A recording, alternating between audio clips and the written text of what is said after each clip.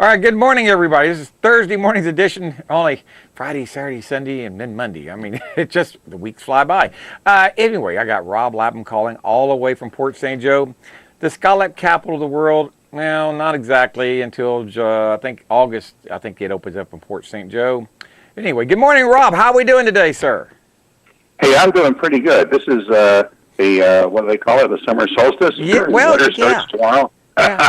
Now, I understand that I was reading today that Port St. Joe's not going to have scalloping until August, but the county to the east of you, Franklin County, will have it starting July 1st.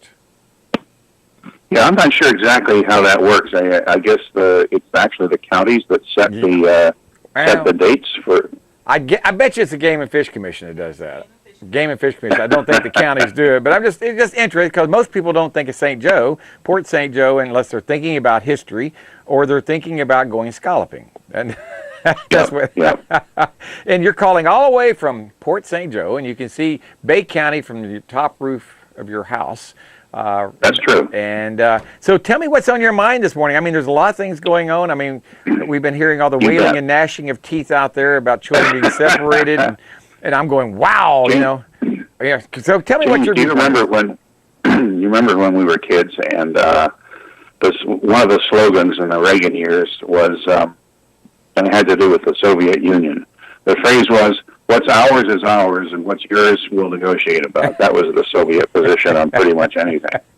And I think today that same applies to the far left in our country.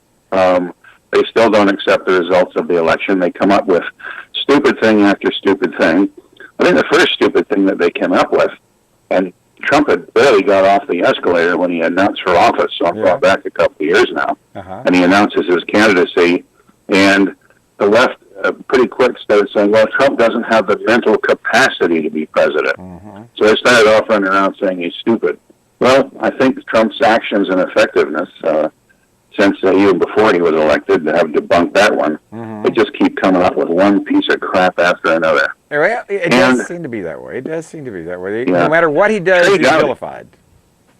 Trey Gowdy, the congressman and chair of one of the House committees, he had a really great saying a couple of days ago, and I'm scratching my brain to try and remember it, but it was something to the effect of that he's people are in the committee giving testimony and so on. And he referenced that the outcome of the Hillary Clinton email scandal investigation was determined before it even started, and he had a turn of phrase, I wish I could remember it, saying the same thing about the Trump investigation. It was all wired by the Democrats in power, and that we're going to see some of that. I think in spades. It's going to be very interesting whenever the Inspector General's Horowitz's next report comes out, because that's the report on the Trump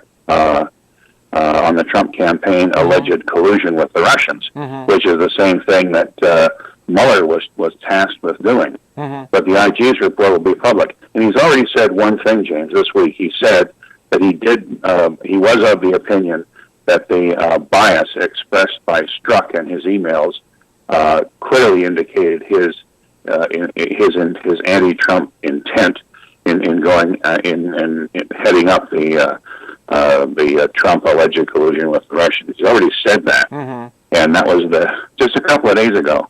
And immediately the FBI escorted Strzok out of the FBI building. We don't know what's happened to him, but it sounds like he's been sent home. Whoa! I had no idea. when the report comes out, I think the conclusions in that report, unlike the wishy-washy lack of conclusions in the Inspector General's first report, I think it's going to go a great deal down the path towards vindicating Trump.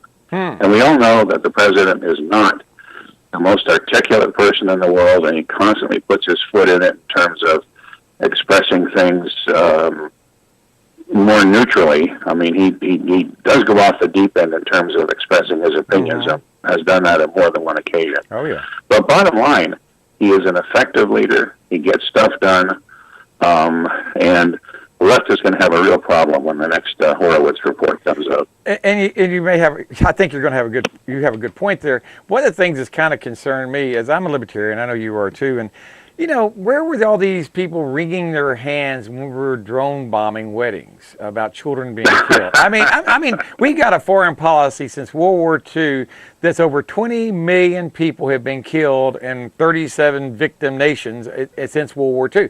20 million people, and where are the anti-war people when Obama was in office about going on? They didn't come out of the woodwork to, whoa, all of a sudden it's the children. I'm sitting there going, you know what? They do this all the time. I mean, every time we get something out there for the children, the drug war, for the children. No, it destroys families. It takes children away from their families, and it is destroying America. And that's what I'm saying is, so we are not consistent in our thinking. Where were we when we were droning people? We're still doing that. The point is, we are insane. We had the most insane foreign policy out there I've ever seen. Right now, children are being ripped apart from their families, so to speak, as they go overseas, the military families, and they have to stay here. There's so much inconsistency out there how we think about things. We've got to start thinking about America and making America strong and making America, the border issue. People say, well, we got to have closed borders. Well, so long as we have the welfare warfare state, no problem. I understand the borders must be closed. And I don't see them opening up any other way. Even if we had open borders, I sure as heck like to know who's here. I don't think that's unreasonable to ask. You don't want to have people that are criminals. You don't want to have people that are, going to hurt our society or people who are sick. So, yeah, I think we ought to have open borders and let people know who's coming in, but not where they're going to be getting benefits just because they showed up. That's my failure. I think there's one possible way to solve the problem. What's that? And I'm not sure that we want to do it. But, I'll switch to the old country for a moment and talk about the British parliamentary system of government. Right. When you elect their members of parliament, 630 of them, you end up with somebody's got more than half of the MPs, or if they don't, then they form a coalition with one of the minor parties, but you end up with a government comprised of more than half of those 630 MPs. Right. And they appoint all the government positions, the cabinet positions, and the lower positions, and so forth, and they go implement their policy. And you can't have in the British House of Parliament a hung jury, as it were, as you can in, for example, the Senate.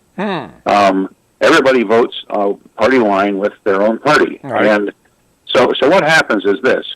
When the British public elect a government through electing their MPs, they get either Tory or Conservative, or they get Labour or Liberal in our terminology. And they may not like what they got, but they got what they voted for. There's no ifs, ands, and buts. Here, with the so-called separation of powers, no matter who we vote for, it seems that there are all kinds of impediments to getting the job done. So we know what Trump would like to do, whether it be immigration or any number of other things. However, we have today, aside from the factions in the House that are different people going their own way, not towing the party line, we also have in the Senate, of course, the 60-vote majority. Now, former Majority Senate Leader Harry Reid, he got rid of the 60-vote majority as far as judicial appointments are concerned, so that's a 51-49. Will confirm a judge, but it doesn't apply to legislation. And if you got rid of the 60-vote majority straight party line, then a lot more legislation would flow through the Senate. It wouldn't be the blocking mechanism that it is right now. And folks do say, well, why doesn't Mitch McConnell do the same thing and get rid of the 60-vote majority in its entirety? And the negative on that is that if the Republicans don't retain their majority in the next election or some future election, then, of course, then the left will be able to prevail on legislation that they might not otherwise be able to affect. And that's a valid argument, too. But the question is, do you want, when you... I kind of like the idea of when we vote for candidates and a political party, I kind of like the electorate to be held to account for what we voted for. If we ended up voting for liberal or conservative, then I'd like to see the result of that. I'd like to, perversely, you and I know that that's a government-paid college tuition and all these various welfare programs, the sort of Bernie Sanders stuff, is a pile of nonsense. Garbage. It's not sustainable, and so forth. Oh yeah. But I'd kind of like to see something like that happen, just to see it fall apart so quickly. Well, I think it's buried once and for all. I think it's going to fall apart without much help here, because, like you said, it's unsustainable. The college loan issue, that is something that's an 800-pound gorilla in the room that no one's talking about. There's a lot of that's all coming to a head right now, and it may be just like what happened in 2007 with the housing bubble. That's what I'm afraid may be happening. Can you imagine what would happen if student loans defaulted in such a large number that had to be taken over? I wonder what would happen to the colleges out there. Would they close down like banks did? You know, if we have. Well, I certainly would like to see some of the colleges close down or weaker things. I think we both agree that there is a real case to be made for more vocational educational opportunities, and these so-called liberal arts colleges, and I say so-called because they may be liberal arts in some aspect, but there's too darn much left-wing political garbage being disseminated there. Why don't you learn a trade or do something that will pay a decent dollar as opposed to being, granted a college degree and then there's no job when you get out? That's something wrong there. Well, they're saying right now that most college students going to college the first 2 years are actually studying what they studied in high school. And I'm going, well, what are they going to college for? They should have learned that in high school. Well, they did, but we're making sure they learn it again. So we're paying, professors at these colleges to reteach what was taught in public high school with our private dollars. And I'm going, but these private dollars are subsidized by taxpayer money, and all that's fixing to come to an end, I'm thinking. And boy, when that comes to an end... I kind of wonder if the value of a high school diploma today, I'd like to be able to see some hard statistics, even at the local level, or even if you took Bay County as an example. And I don't know, frankly, I don't know myself all of the different criteria that go into the awarding of a high school diploma. But what are they today, and how do they compare with, say, 25 years ago? And are we teaching our young people, or are we achieving the same results, or is there just too much political correctness and, hate to say it, extracurricular activities? And I know that's a hot button, but what are we sending kids to school for? Is it for the 3 R's, or is it for a whole bunch of other things that arguably do not contribute to academic excellence? Well, in my opinion, I think George Carlin said it best 30, 40 years ago. You go to school just to make you smart enough to push the buttons and fill out the forms, and that's all they want you to do. They don't want you being a critical thinker. If you think critically, oh my God, the church doesn't like that, and neither does corporations out there. The idea of you being able to think critically about something, go, hey, wait a minute, we're doing this wrong and we're doing this right. Why are we doing the wrong over and over again when we could be doing it right? But when you start, people say, well, that's too simple. We can't change because we've always done it that way. I'm going, okay. I've heard that before. So things are changing, Rob. They really are. And you do have a different insight on some of these things. You see things more than I do. And I really... Part of what I'd like to let you know is what we do and how we work our system. Basically, we've got about 700 stocking dealers scattered around the 15 counties here in the Big Bend area of the state. I run a fleet of trucks, vans, and what we call hotshot vehicles to deliver to our dealers quickly so they can help service you as fast and efficiently as they can. Provide timely and efficient service, and we're there to take care of our dealers, who in turn can take care of their customers. If you want the best deal in town for tires, you need to call Baytown Tires at 873-8900. Hanson and the guys at Baytown Tires take pride in serving Panama City for over 20 years. Baytown Tires on Highway 98 in St. Andrews. All service work backed by a nationwide warranty. Water is too powerful to fight alone.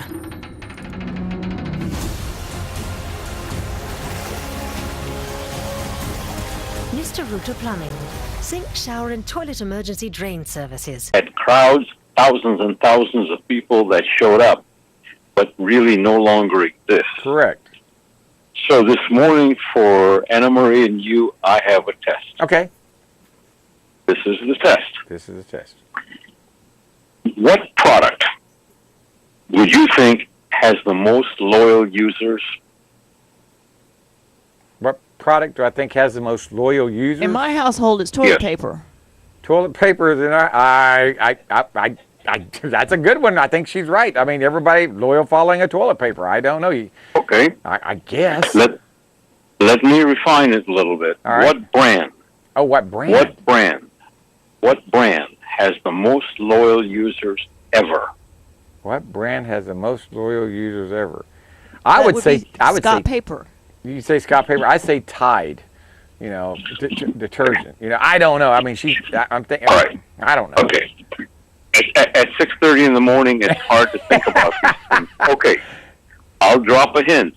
It has a wartime history. It has a wartime history. Ooh, Spam. Close. Well, if Spam is close, how about Jeep? Even better. Wow. But Jeep. now I will add one more to it, one more clue. All right. Okay? People are so loyal to it that they would actually have that name tattooed on their skin to carry with them through their lives. Mother. No. Even closer, the skin sometimes appears to be leather. No, mother, not leather. Mother. Put mother on your Okay. tattoo. Yeah, I mean, mom. You know. What would what would? Golly, so loyal tattoo. Chevy? No, not. I don't know, Frank. You're asking these questions that require brain cells to rub together early in the morning. Yes. Okay. All right. I'll give you one more clue. All right, one more clue. Two more. All right. They used to make bicycles. Huffy. No. Schwinn. Hang on. We used to make bicycles. Wait a minute. The Wright brothers used to make bicycles, but they weren't loyal. That's how they that's how they made the first airplane, because their knowledge about bicycles and mechanics. Okay. All right. Now the dummy question. All right. Not implying anything. The dummy question is this, or it's a clue: motorcycles. Oh, Harley Davidson. Now, Yes. Harley, yes, they'll tattoo them on their. Yes, they will. I've seen Harley Davidson emblems everywhere, and they're very loyal. That's a great thing. Now they're being taxed, I understand, when they get shipped overseas. They're being taxed everywhere, but the biggest thing is this: Harley Davidson is on the verge of doing three things. First, they are struggling for business so badly because young people are not riding motorcycles as much as they used to. And Harley Davidson used to make entry-level motorcycles. Yeah, they don't anymore. That's right. Yeah. And they don't anymore. And Harley Davidson can't give their motorcycles away to young people. You know, could that be part of the same culture we've been talking about, how the young people aren't a car culture anymore? It's gone away. Like, they've asked me to speak at driver's education class, and I speak this about my third or fourth year doing it, and I am shocked at how few children there are in class. They take it during summer school is where they take it, and there may be 30, 35 students total taking a driver's education class out of 3,000 students. I'm just kind of like, that's less than 1% of kids are. But when they're taking education in driving. It's just not there anymore. One thing I will say about the motorcycles, let's go back to that. All right. Young people nowadays, this is what I've noticed since I am proud to say that I do ride, they're buying Suzukis and Hondas and Kawasaki Ninjas, and they're not really into the big bikes. They're into little fast, speedy things. Little crotch rockets. Okay. Yeah. So very good, Anna. You get an A for this portion of the discussion. James gets an Okay. A. Now, so if you think about the cost of a Japanese or a Korean or a Chinese motorcycle Right. versus a Harley Davidson, okay, which by the way, I've got to emphasize, has the highest ranking for brand loyalty of any brand across the world. Oh, it's true. Okay? I mean, I work for public radio. How many people love public radio? They give us money over the telephone. I see. But yes. how many of them will tattoo NPR onto their skin? Not very many people I've ever seen with an NPR tattooed on their skin. I don't think I've ever seen Yes. one. No. Never happened. which is okay. we don't want to encourage people to get NPR tattoos. That sounds good to me. But yet, the company with the highest brand loyalty is flailing and struggling. And so, you remember one of my questions was, who was the bicycle maker? Mm-hmm. After World War I, when the Harley-Davidson military market went away, Mm-hmm. Harley-Davidson started making motorcycles to get young people to ride on a Harley-Davidson with the idea that they would move up from a two-wheeled bicycle Right. to a motorcycle. Mm-hmm. Okay. Now, you may remember a guy from James from your philosophy classes named George Santayana. Yes, I do. Who said that those who forget the past are condemned to repeat it. That's right. Okay? So guess what Harley-Davidson, and just in time for you to buy your grandkids brand new Harley-Davidson bicycles, they are going to roll out Harley-Davidson bicycles once again for young people to try to bring them back into the fold.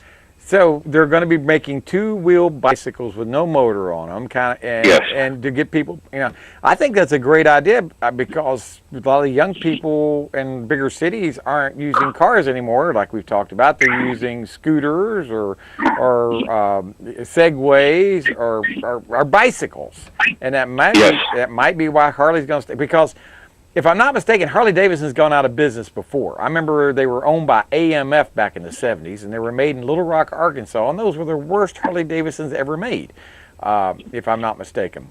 Yes. And they bought them back. Harley-Davidson, took over it from AMF, if I'm not mistaken. But Harley's had a rough road to hoe, so to speak, in the last 100 years that they've been around. And so they're having the same problem now, you're saying. They forgot the roots. Well, yes. Now, you're a wealthy man. I know that you drive around in limos and stuff like that with people scattering flower petals in front of your wheels. What do you do? What are you smoking? Here's the thing. No, the question to ask is, what is Harley-Davidson smoking? Because it's a great idea to get young people on bicycles to build their brand identity up again. Mm-hmm. Do you know what they want? For what? What they're going to sell their new bicycles for? If I know Harley-Davidson, it won't be cheap. You're probably talking about a bike that I would buy at Sears for $100. They probably want $300 for it. Well, I'm glad you're sitting down. I'm watching you with the sound off on TV. And I will tell you this. They are going to sell their motorcycles, the brand new ones, to young people as well as kids in high school to build up brand loyalty. Mm-hmm. For $4,200 a piece. Whoa! I can buy a car for $4,200. It may not be new, but I can buy a car. $4,200 for a bicycle? Is it got gold-plated tires on it or something? No, it's got the Harley-Davidson logo on it. Well, heck, I could put a Harley-Davidson logo. I don't know. $4,200 for a bicycle? My daughters and my granddaughters, it's going to be a long time before they get a Harley-Davidson bicycle from me. I can't see that happen. I might buy a Huffy bicycle from Sears, but I'm not going to buy a Harley. Why are they going to go $4,200? Isn't that kind of outrageous for a bicycle? Yes. Yes. And it's not going to help because anybody who can pop $4,200 for a bicycle is going to pop the same $4,200 for a used motorcycle. Heck, you can buy you a 10-year-old Softail Harley for about $9,000. I see them advertised all the time in the paper. 2008 Harley Davidson Softail, $9,600. Not bad deal. So look what Honda is doing. The people who you remember cleaned Harley-Davidson's clock in the 60s right. With an ad campaign that said, you meet the nicest people on a Honda. Mm-hmm. And at the time, Harley-Davidson was heavily invested in the Hells Angels and that whole crowd and all that. And Honda came in and said, you meet the nicest people on a Honda because motorcycles have such a bad rap that if you bought a motorcycle, you were a gang member. Well, Honda is coming back with updated versions of the motorcycles they sold in the 60s. Updated version. Okay, the 350s, the 700s, those No. 4-cylinders, or The Honda Dreams. The Honda Dreams. The Honda Little Monkeys. The ones that sold the 80 cc's, 125 oh, the little cc's, single cylinders. 160. Yeah. Yes. Yes. So they're coming back with those, and they'll probably sell those for probably $2,000 or $3,000. Yes. Okay, so the price point is so different when kids can pop $1,000 for an iPhone, $2-3 for a motorcycle is not such a big reach. Mm-hmm. No, it's not. But for a brand new Harley Davidson, if you go to buy a brand new Harley, if I'm not mistaken, they're about $25,000 to $30,000 brand new, rolling off the. Well, that's just the start. Okay, so the test continues. All right. What two companies make almost as much money selling branded paraphernalia as they do selling their vehicles? Harley Davidson. And? Honda. Ferrari. Ferrari makes more money selling their trinkets and doodads than they do their cars? Damn near. That's hard to believe. And Harley Davidson does the same thing. They make more money from their doodads and their add-ons than they do from the actual selling of the motorcycles. It sounds like they got the cart before the horse. It's the tail wagging the dog. Well, I remember back in business school that it's product, not accessories, that drive the market. That's what I thought. And in the case, and I know people who buy their Harley Davidson, take it home, and they strip it, and then they throw all the Harley Davidson parts away, and they add their own aftermarket parts, which are Harley Davidson branded. I know. They do that. They do. So where we're going is kind of an interesting place. How much of what would it cost to make a bicycle? About $50 before in materials and labor. I'm not labor intensive. Let's just say $100, $150. Okay. You would double it, triple it, and still it'd be less than $500. I mean, even a racing bicycle that I used to, bicycle racing on, a good one is $500 to $1,000 for about, maybe a little more for the top of the line, but anything more than $500 to $1,000 is all, is a darn good 12-pound bicycle. That's all it weighs is 12 pounds. Yes. And I'm going, sheesh. Well, in the Sundram family, we're notoriously cheap. And so a couple of years ago, I bought a racing, a retired Peugeot Racer 15-speed for, I think, about $150. All right? In its time, it was state-of-the-art. Right now, it may be the state of Mississippi. Maybe. But nonetheless, but $4,200 for a bicycle, which means that just add one more nail to the coffin of Harley Davidson. And it grieves me up for saying this for Harley Davidson, because they've taken the right approach. They want to find the younger market. They want to build up their branding, but not with $4,200 bicycles when the price point for a bicycle, as you say, is about $400 or $500 for a pretty nice one. It really is. On that note, I got to go. I'm up against the clock, Frank. I'll be talking to you again. I want to talk to you Monday morning. Give me a call at what time do you call Monday morning, Anna Marie? 6 o'clock will be fine. I'll talk to you Monday at 6. Okay, talk to you then. All right. See you later. All right. Bye, everybody.